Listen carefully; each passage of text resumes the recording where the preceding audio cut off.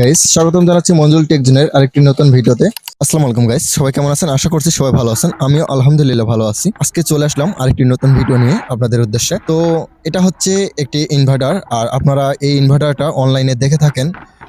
বিশেষ করে এটা যারা রাউটার অনু বা ছোটখাটো প্রজেক্ট এগুলো চালানোর জন্য নিয়ে থাকেন, তো সেটা নিয়ে একটু রিভিউ দিতে আসলাম যে ইনভার্টারগুলো কেমন চলে। তো মূলত এই ইনভার্টারটা মডিফাই করা।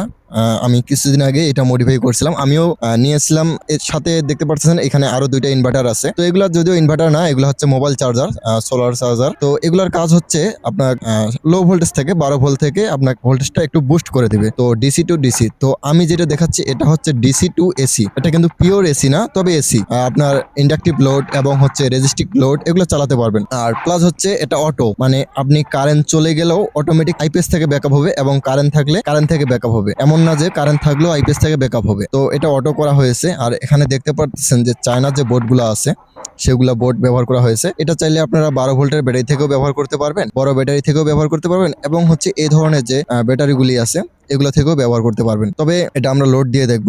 আর বিশেষ করে এই ইনভার্টারের সুবিধা আছে, সেটা হচ্ছে কি আপনারা যদি রাউটার অনু বা সিসিটিভি ক্যামেরা এগুলো চালাতে চান তাহলে মোটামুটি নষ্ট হওয়ার সম্ভাবনা কম থাকবে। কারণ হচ্ছে এটা এসি যেহেতু কারেন্ট তৈরি করে, ডিসি টু ডিসি না। আর ডিসি টু ডিসি যে বা কনভার্টার গুলা বা আছে বা হচ্ছে ইনভার্টার সার্কিট গুলো আছে সেগুলো হয় কি হাই ফ্রিকোয়েন্সি থাকে, যেমন হচ্ছে 20,000 কিলো হার্টজ থেকে 50,000 60,000 কিলো হার্টজ পর্যন্ত আপনাকে ফ্রিকোয়েন্সি দিয়ে থাকে। তো এটার জন্য হচ্ছে কি আপনার যে ইলেকট্রনিক্স ডিভাইস গুলো আছে রাউটার অনু সিসিটিভি ক্যামেরা এগুলো নষ্ট হওয়ার চান্স বেশি থাকে। তো এই জন্যই এটা DC to AC, pure AC এটা করার চেষ্টা করবেন। আর এটা দিয়ে আপনারা এই যে 200 ওয়াটের লাইট এগুলোও জ্বালাতে পারবেন, সুন্দর অনায়াসে চলবে। এবং আমি জ্বালিয়েও দেখাবো যে এটা কেমন পরিমাণ লোড নিতে পারে। আর আমি যে মডিফাই করছি এখানে একটা রিলে ব্যবহার করছি কারেন্ট থেকে চেঞ্জ ওভার করার জন্য, মানে যখন কারেন্ট থাকবে তখন কারেন্ট দিয়ে চলবে, যখন কারেন্ট থাকবে না তখন হচ্ছে এটা আইপিএস থেকে চলবে।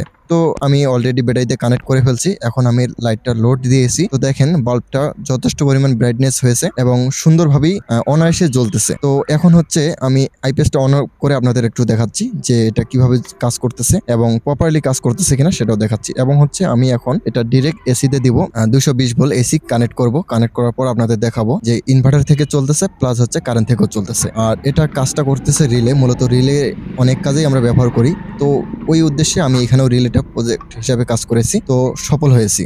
তো দেখতে পারতেছেন যখন কারেন্ট থেকে দিচ্ছি একটু ভোল্টেজটা আপ হচ্ছে, কারণ কারেন্টের ভোল্টেজ সবসময় বেশি থাকে আমাদের এই লাইনে। আর ইনভার্টারের ভোল্টেজ যেহেতু 220, তো আর ছোট ইনভার্টার হওয়ার কারণে ভোল্টেজটা একটু ড্রপ হইতেছে, যার কারণে আলোটা অনেকটাই আপ ডাউন হচ্ছে। তো মূলত আপনারা যারা রাউটার সিসিটিভি ক্যামেরা ছোটখাটো বাসার ছোটখাটো লাইন চালানোর জন্য, বা আপনারা চাইলে এটা দিয়ে বাসার যে লাইট গুলো আছে সেগুলো চালাতে পারেন, এবং হচ্ছে একটি সিলিং ফ্যান বা একটি পাগলু ফ্যান চালাতে পারেন।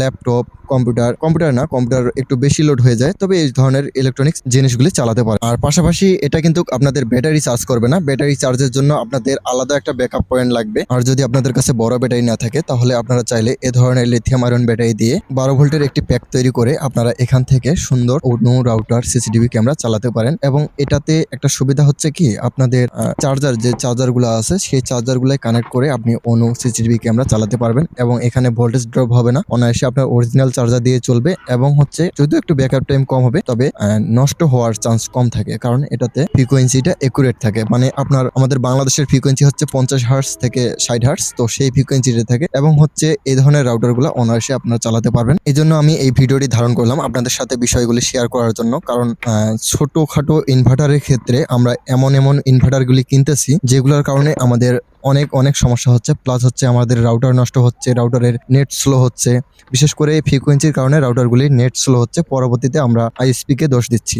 আর এই ধরনের ছোট চার্জারগুলো দিয়ে যারা আমরা ইনভার্টার বা আইপিএস হিসেবে ব্যবহার করতেছি, আমরা রাউটার অনু চালাচ্ছি, তাদের ক্ষেত্রেও বলতেছি আমাদের রাউটার অনুর ক্ষেত্রে আমাদের একুরেট ভোল্টেজ দরকার হয়, যার কারণে আমাদের অনুর যে লেজার সেটা সমস্যা হয় না। তো সেই ক্ষেত্রে দেখতে গেলে আমাদের এই ইনভার্টারটা অনেক কাজে লাগবে। তো আপনারা চাইলে এইভাবে মডিফাই করে নিতে পারেন। এগুলো চায়না যে ইনভার্টারগুলি আছে, চায়না ইনভার্টারের সার্কিটগুলি। এবং হচ্ছে আপনি চাইলে এটা থেকে ইন্ডাকটিভ লোডও চালাতে পারবেন, এবং এটাতে মানে লস কারেন্ট একদম কম। মানে আমি টেস্ট করে দেখছি যে এখানে লস বলতে কোনো কারেন্ট লস করতেছে না। সো গাইস, ভিডিওটি আমি এখানে শেষ করতেছি। দেখা হবে আরেকটি নতুন ভিডিওতে। ততক্ষণ পর্যন্ত সবাই ভালো থাকবেন, সুস্থ থাকবেন। আল্লাহ হাফেজ।